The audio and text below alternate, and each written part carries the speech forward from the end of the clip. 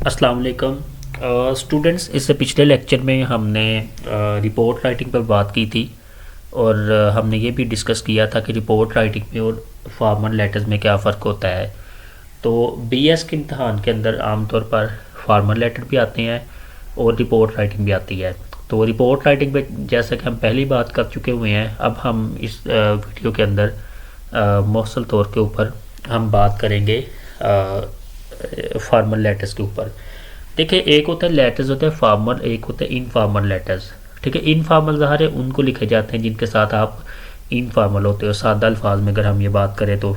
ठीक है, तो फॉर्मल लेटर्स वो होते हैं जो आप जिनके साथ आप इनफॉर्मल नहीं होते। मिसाल के तौर पे कि अगर आप किसी अथॉरिटी को, किसी वज़ीर आला को, एसएचओ को या किसी को आप लिखते हैं ना, तो ये फार्मल लेटर्स कहलाते हैं। या आप एडिटर को लिखते हैं, ये भी फार्मल लेटर्स कहलाते हैं। तो ज़ाहिर है अगर लेटर फार्मल होगा तो उसका जो टोन होगा, उसका स्टाइल होगा, लैंग्वेज होगी, तो it must B use in accordance with the formal letters. ठीक है, तो ये सबसे ज़्यादा अहम ये चीज़ होती है। अब देखें, फार्मल लेटर्स के अंदर इम्तहान के अंदर, बीएस के इम्तहान के अंदर आमतौर पे लेटर टू एडिटर भी आते हैं और बाकी अथॉरिटीज़ को लेटर भी लिखे जाते हैं। ठीक है, देखिए ये जो फार्मल लेटर्स होते हैं ना, ये हमेशा याद रखें कि किसी न किसी इशू के ऊपर लिखे जाते हैं। कोई सोशल इशू हो सकता है, किसी किस्म का इशू हो सकता है, इशू के ऊपर लिखे जाते हैं। तो ज़ाहिर इशू को जब लिखे जाएंगे तो आम बंदे को नहीं लिखे जाएंगे, ज़ाहिर उसकी जो मुतलका अथॉरिटी, मुतलका हुकाम होंगे उनको लिखे जाएंगे। ठीक है, जैसे मिसाल के तौर पर अगर किसी इलाके में क्राइम की रेशो बढ़ रही होती है तो ज़ाहिर ये पुलिस को लिखा जाएगा। या अगर आप कहते हो कि एनक्रोचमेंट बहुत ज़्यादा है, ठीक है, या प्राइस कंट्रोल नहीं हो रही, तो ज़ाहिर है उसका जो मुतलका अथॉरिटी उसको लिखा जाएगा। ठीक है, अब इसमें ना ये मैंने जब मैं खुद बीए में था तो हमें भी ये लेटर आते थे। तो ये एक मेथड है जो मैंने पहले जैसा कि रिपोर्ट राइटिंग में बताया है कि रिपोर्ट राइटिंग लिखने के, लेटर टू एडिटर लिखने के देखो मुख्तलिफ तरीके होते हैं, लेकिन हमारा चूँकि फोकस होगा है एग्जामिनेशन के पॉइंट ऑफ व्यू के साथ करना, ठीक है, तो हम इसीलिए वही फॉर्मेट हम इस्तेमाल करेंगे जो एग्जामिनेशन के पॉइंट ऑफ व्यू के साथ यानी मौसर है और राइज है हमारी मुख्तलिफ यूनिवर्सिटीज़ के अंदर। अब सबसे पहले देखिए, आप ऐसे लिखेंगे एग्जामिनेशन हॉल, कॉमा मस्ट लिखें। ठीक है, ABC है, डेट ऐसे लिखें जैसे पहले मैंने बताया है पिछले लेक्चर्स के अंदर भी कि पहले मंथ लिखें, फिर इसके बाद डेट लिखें, फिर इसके बाद जो था ना ये सेंचुरी सन को लिखें। ठीक है, तो ये इसके बाद द एडिटर है, द न्यूज़ है, आगे देखिए सब्जेक्ट मस्ट आपने लिखना है। ये मतलब एक सैम्पल है, इसके बाद डियर सर लिख लिया सर, ये सारा लिख के तो आगे योर्स ट्रूली आप लिख रहे हैं। यानी ये जो होता है एक खाका सा आपको मिल जाएगा जिससे आपको आइडिया हो जाता है कि किस तरीके के साथ लेटर टू एडिटर या किसी अथॉरिटी को लेटर लिखा जाता है। आगे हमने कुछ लेटर्स को सैम्पल के तौर पे भी पेश किया है और देखें ये आप बात जहन में रखें कि जितने लेटर्स मैंने ये सैम्पल के तौर पे पेश किए हैं ये वो लेटर्स है जो कि पंजाब यूनिवर्सिटी या बाकी जो सरगोदा यूनिवर्सिटी या गुजरात यूनिवर्सिटी के सिलेबस के उनके जो पास पेपर्स हैं उनमें ये आ चुके हुए हैं, ताकि आपको फिर ज़्यादा बेहतर आइडिया हो जाएगा। अब देखें कि ये जो लेटर टू एडिटर आया है, ये आया है write a letter to the editor of a newspaper requesting him to avoid publishing sensational news. ये पंजाब यूनिवर्सिटी के मेरे 2012 के पेपर में या 2014 के पेपर में आया, 2012 के पेपर में आया हुआ है। ठीक है, अब इसका स्ट्रक्चर देखें, एग्जामिनेशन हॉल ऐसे लिखेंगे, ABC भी ऐसे लिखेंगे, ऐसे ही अपने डेट लिखनी है। ठीक है, कि जून 25 2008। ठीक है, अगर आप देखें, अगर आप लिखते हैं ना कि डेट का और तरीका भी लिखते हैं, वो भी मैंने जैसे कि पिछले लेक्चर में बताया है कि डेट लिखने के मुख्तलिफ तरीके होते हैं, लेकिन चूँकि पेपर के व्यूज़ के साथ आपको वही आप काम करें जो पेपर में ज़्यादा राइज होता है। ठीक है, इसके बाद देखें कि ये जो सब्जेक्ट होता है इसको बाकायदा मार्कर से लिखें। इसके बाद देखें कि आपने ये अब आपने लेटर लिखा है। ठीक है, अब लेटर को जो होता है ना, what you can do is that you can be able to divide your letter into different paragraphs. ठीक है, यानी इसको मुख्तलिफ पैराग्राफ में डिवाइड कर सकते हैं। यहाँ तो उन्होंने 2 पैराग्राफ में किया, आप इससे ज़्यादा भी पैराग्राफ बना सकते हैं। ठीक है, ये देखें कि आप कोशिश करें कि जो आपका पॉइंट है ना उसके ऊपर डायरेक्ट ले आएँ। जैसे देखो उन्होंने लिखा this is with reference to the news item relating to rapes, frauds, scams and sex scandal that your paper is regularly publishing. यानी देखो कि पहले जुमला पढ़ने के साथ ही ना बिल्कुल आइडिया हो जाता है कि इसके अंदर वो क्या कहना चाह रहे हैं। तो इसलिए आप भी ऐसा करें कि जब आप लेटर टू एडिटर लिखें तो पहला जुमला जो टॉपिक सेंटेंस होता है, ठीक है, या जो अगर आपने ज़्यादा जुमले थीसिस स्टेटमेंट जो होता है वो वही लिखें जिसके मतलब आपने ऊपर सब्जेक्ट में मेंशन किया हुआ है, ठीक है। यानी इसमें don't please don't beat about the bush, ठीक है। यानी इधर उधर की आप ना मतलब करें, आप बिल्कुल अपने टू द पॉइंट रह के लिखें, ठीक है। अगर आप टू द पॉइंट रह के लिखेंगे तो उसका फ़ायदा ये होगा कि आपका जब एग्जामिनर पढ़ेगा तो आपके पेपर से कुफत महसूस नहीं करेगा, ठीक है। अगर आप इररेलेवेंट चीज़ें लिखेंगे तो वो उसके लिए तंगी का बायस बनेगी, ठीक है। तो इसलिए ये चीज़ का ख्याल रखें। तो इस तरीके के साथ देखें, ये एक सैम्पल है, इस सैम्पल को आप फॉलो कर सकते हैं। कोई भी लेटर टू एडिटर आपने लिखना है, ये सैम्पल आपके पास है, ठीक है। अब अगली बात है, आगे देखें एक और लेटर टू एडिटर हमने सैम्पल के तौर पर लिए। ये भी पंजाब यूनिवर्सिटी के गुज़श्ता पेपरों में आया हुआ है, ठीक है। देखें कि एग्जामिनेशन हॉल है, एडिटर है, ठीक है, डेली मीडिया वॉच। अब आगे देखते हैं जी, ये देखिए ऐसे ही अपने सब्जेक्ट लिख लेना है। तो ये देखिए आप इस तरह भी स्टार्ट कर सकते हैं कि जैसे through the columns of your steam paper I want to draw the attention of the higher official of education department. तो ये सारा आप लिख के ना, तो आप इस तरीके से देख रहे हैं। अब देखिए इसमें उन्होंने पैराग्राफ्स के अंदर आपने डिवाइड किया हुआ है। देखिए यहाँ स्टूडेंट्स हमेशा बहुत गलती करते हैं कि जब हम एक पैराग्राफ लिखते हैं तो पैराग्राफ लिखते वक्त आपने इंडेंटिंग पढ़ा हुआ है। इंडेंटिंग का मतलब होता है कि जो होती है ना लेफ़्ट साइड से तकरीबन को 1.5-2 इंच का फासला छोड़ के, स्पेस छोड़ के लिखना। देखें ना, ये अब थ्रू है। अब थ्रू को अगर यहाँ लिखेंगे तो ये ज़ाहिर है वो पैराग्राफ नहीं, इस तरह देखें कि ये उन्होंने इंडेंटिंग की हुई है। तो इसका मतलब है जब भी आपने नया पैराग्राफ शुरू करना है तो आपने उसको यानी स्पेस छोड़ के लिखना है ताकि वो बिल्कुल वाज़ह रहे, ठीक है। तो ये होता है इसका तरीका लेटर टू एडिटर का। अब देखा कि लेटर टू एडिटर भी होता है, इसके अलावा और भी लेटर अथॉरिटीज़ को लिखे जा सकते हैं, जैसे कि हमने अभी बताया है। आप DPO को लिख सकते हैं, असिस्टेंट कमिश्नर को लिख सकते हैं, ठीक है। आप यानी किसी भी अथॉरिटी को लेटर लिख सकते हैं, DO को लिख सकते हैं, CO को लिख सकते हैं, ठीक है। तो यानी ज़रूरी नहीं कि सिर्फ लेटर टू एडिटर ही फॉर्मल लेटर, और फॉर्मल लेटर की और भी यानी अथॉरिटी। ये देखें लिखा है write a letter to the minister of trade and commerce to ban the import of luxury cars, ठीक है। तो ऐसे लिखे एग्जामिनेशन हॉल वगैरह। इसके बाद आपने क्या लिखना है कि ये सैल्यूटेशन, हमने इसको सैल्यूटेशन कहते हैं कि the minister of trade and commerce, ठीक है, सिविल सेक्रेटेरिएट लाहौर, ये लिख के आगे उसी तरह सब्जेक्ट देना है। तो आगे आपने उसी तरह लिखना शुरू कर देना। देखिए उन्होंने ये पैराग्राफ में फिर उन्होंने क्या किया हुआ है, स्पेस छोड़ के लिखा हुआ है। ये देखें यहाँ भी स्पेस छोड़ी, यहाँ भी स्पेस छोड़ी। तो स्पेस छोड़ना ये बिल्कुल क्लैरिटी को फिर वाज़ह करता है, ठीक है। ये हो गया। अब इसके बाद देखें कि एक एप्लीकेशन भी आती हैं, ठीक है। यानी आपके पेपर में फार्मल लेटर्स के साथ साथ एप्लीकेशन और लेटर्स भी मिलती जुलती चीज़ें होती हैं, ठीक है।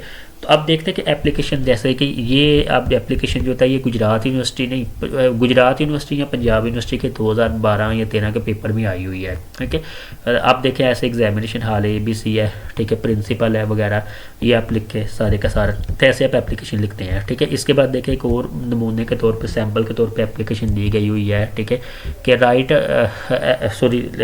Letter to the medical superintendent, ठीक है, सिविल हॉस्पिटल सियालकोट, ठीक है। तो ये देखें एग्जामिनेशन हॉल है, ये सारा उन्होंने इसी तरीके के साथ लगे जैसे पहले है, ठीक है। ये सारी चीज़ें आई होप कि आपको समझ आ गई होंगी, ठीक है। अब आगे चलते हैं। आगे देखें, बहुत इंपॉर्टेंट बात है कि अब हम आगे था जॉब एप्लीकेशन, चूँकि आपके पेपर में जॉब एप्लीकेशन भी आती है, ठीक है, आपके सिलेबस के अंदर शामिल है। जो ख़ास तौर पे जो पंजाब यूनिवर्सिटी का जो सिलेबस है एडवांस कम्युनिकेशन स्किल्स का। अब इसमें देखें कि जब हम जॉब एप्लीकेशन में दो चीज़ें होती हैं, एक होता है CV या रेज़्यूमे, या एक होता है कवरिंग लेटर, ठीक है। ये दो चीज़ें होती हैं, बहुत इंपॉर्टेंट होती है। अब देखें कवरिंग लेटर क्या होता है। जॉब एप्लीकेशन आप कैसे लिखते हैं? जॉब एप्लीकेशन आपको कोई ना कोई एडवर्टाइजमेंट आता है। एडवर्टाइजमेंट कहाँ आता है? किसी अखबार के अंदर, किसी न्यूज़पेपर के अंदर, ठीक है। यानी जब आप न्यूज़पेपर पढ़े ना, कोई भी उर्दू का या अंग्रेज़ी का न्यूज़पेपर पढ़ते हैं, तो उसके अंदर एक पेज होता है। उस पेज के अंदर जो जॉब्स होते हैं, जो मुख्तलिफ कंपनीज़ वाले, मुख्तलिफ ऑर्गेनाइजेशन वाले लोग होते हैं या कॉलेजेस होते हैं, उसमें वो ऐड देते हैं, ऐड देते हैं, ठीक है। तो वो ऐड जब लोग पढ़ते हैं तो ऐड के अंदर लिखा होता है कि हमें फ़लाँ फ़लाँ शख्स की यानी पोस्ट खाली है, ठीक है, उसके ऊपर वैकेंट है और उस वैकेंसी के ऊपर लोग अप्लाई कर सकते हैं। वो उन्होंने लिखा होता है, उसका रेफरेंस नंबर बाकायदा होता है। आप अगर कभी कोई भी न्यूज़पेपर देख लें ना, उर्दू का देख ले, अंग्रेज़ी का देख ले, तो उसमें ही आता है, ठीक है। तो आप जॉब एप्लीकेशन लिखने में दो, एक कवरिंग लेटर होता है, ये कवर लेटर भी कहते हैं, एक होता है CV या रेज़्यूमे, ठीक है। हम सबसे पहले कवर लेटर की बात करें। कवरिंग लेटर, कवर लेटर वो होता है जो हम रेज़्यूमे के साथ है, यानी असल जो हमारा लेटर होता है ना, आप समझते हैं कि असल जो हम लिख रहे होते हैं वो हमारा कवर लेटर होता है, ठीक है। और उसके साथ जो हम डिटेल देते हैं ना, अपनी ज़ाती डिटेल्स, अपनी तालीमी डिटेल्स, ठीक है, अपने स्किल्स की जो डिटेल्स देते हैं, तो वो CV में आती हैं, करिकुलम वीटाए में आते हैं। अब देखते हैं कि CV क्या चीज़ होती है। कहते देखें रेज़ूमे जो होता है ना, रेज़ूमे फ्रांसीसी ज़बान के एक लफ्ज़ ठीक है रज़ाइम से हस्की से लिया गया है, जिसका मतलब है किसी तकरीर या किताब वगैरह की तलहीस करना। ठीक है, अमेरिकन इंग्लिश में से करिकुलम वीटाए कहते हैं। देखिए अगर आपको पेपर में आए ना कि what is the difference between what is the curriculum vitae और व्हाट इज़ द रेज़ूमे, ठीक है, तो आप दोनों को एक ही कह सकते हैं। हालांकि थोड़ा बहुत फ़र्क भी होता है दोनों के अंदर, लेकिन पेपर के इतनी ज़्यादा बारीकी में जाने की ज़रूरत नहीं है। वो करिकुलम वीटाए भी वही चीज़ होती है और रेज़ूमे भी वही चीज़ होती है। ठीक है, तो हाँ टेक्निकल पॉइंट्स के अंदर हम कह सकते हैं कि थोड़ा इनमें फ़र्क होता है। ठीक है, इसका मतलब कहते हैं, इसका मतलब बी मुलाजमत के लिए अपनी तलीमी काबिलियत और साबका तजर्बा का मुख्तर बयान होता है। ठीक है, तो आजकल तवील दरखास्त लिखने की बजाय मुख्तर अंदाज में लिखने का रवाज फ़रोग पा रहा है। ठीक है, अब देखिए रेज़ूमे होता क्या है। रेज़ूमे ये करिकुलम वीटाए वो होता है कि जब आप एक जॉब एप्लीकेशन लिखे, कवर लेटर लिखते हैं, कवरिंग लेटर के साथ आपने डिटेल देनी होती है, आपने पर्सनल डिटेल्स, अपने एजुकेशनल डिटेल, अपना वर्क का एक्सपीरियंस, अपने स्किल्स को बताना होता है। वो अपने ये वर्ड की फ़ाइल में बनाई जाती है। ठीक है, तो इसको हम कहते हैं, इसको हम रेज़ूमे कहते हैं। ठीक है, या हम इसको करिकुलम वीटाए कहते हैं। इसका फ़ायदा ये होता है कि जो एम्प्लॉयर होता है ना, जब आप उसको एप्लीकेशन देते हो, एप्लीकेशन चूँकि ये पहली बात है कि ये बड़ी मुख्तर होनी चाहिए और बड़ी कम्प्रीहेंसिव होनी चाहिए। ठीक है, यानी it must be short brief कि but it must be comprehensive. ठीक है, और रेज़ूमे जो होता है वो भी ऐसे ही होना चाहिए, यानी रेज़ूमे ऐसा होना चाहिए कि आप जब वो आपका एम्प्लॉयर पढ़े तो उसे पढ़ते वक्त ही बिल्कुल आइडिया हो जाए आपके बारे में। ठीक है, ये रेज़ूमे होता है। अब ये देखते हैं कि हमने सैम्पल के तौर पर भी यहाँ बात की है। ये देखें कि ये अगर आपको ये एक सैंपल दिया गया हुआ है, यानी ये सैंपल है। ठीक है, तो जैसे मिसाल के तौर पे कि ये जो जनरल मैनेजर है, ठीक है, बुक ट्रेंड है, उर्दू बाज़ार है, लाहौर है, application for the post of sale manager. ये देखें आपको कैसे पता चलेगा, क्योंकि जब आप किसी अखबार के अंदर आप देखेंगे ना तो उसमें ये दी गई होती हैं चीज़ें। ठीक है, लेकिन पेपर में जो कि आपको ये भी कहा जाएगा कि right a job application for the post of ये ठीक है, ये इस तरह होगा। ठीक है, तो अब आप देखें कि ये इसका जो था ना आमतौर पर सब्जेक्ट, अब इसको लिखने का तरीका क्या था। जैसे देखिए उन्होंने बड़ा खूबसूरत तरीका बताया कि in response to your advertisement publish in the daily, okay, the news, ठीक है, Lahore, dated June 1 for the post of sale manager. अब आप इस एप्लीकेशन को आप देख लेना। ठीक है, I feel player to present myself as a candidate of the for the set post. ठीक है, I have enclose my CV detail CV with the letter along with all the necessary testimonial. ठीक है, अच्छा आप देखें कि अगर आप इस एप्लीकेशन का ये सैंपल को याद रखें ना, तो आप थोड़ी सी तब्दीली का, थोड़ी सी चेंजिंग करके इस एप्लीकेशन के ज़रिए आप किसी किस्म की भी एप्लीकेशन लिख सकते हैं। जैसे मिसाल के तौर पे अगर आपको आता है कि right job application for the post of CTI, ठीक है, CTI जो होता है। ठीक है, अब आप देखिए CTI के लिए क्या करेंगे, यहाँ प्रिंसिपल लिख लेंगे, यहाँ आप कॉलेज का नाम लिख लेंगे, यहाँ आप जो था शहर का नाम लिख लेंगे, यहाँ लिखे application for the post of CTI। ठीक है, यहाँ आप ये लिख लेंगे in response to your advertisement publish in the daily, ठीक है, द न्यूज़ डेटेड, लेकिन फॉर द पोस्ट ऑफ, ये जहाँ सेल्स मैनेजर लिखा हुआ है यहाँ आप लिख लेंगे एज अ CTI।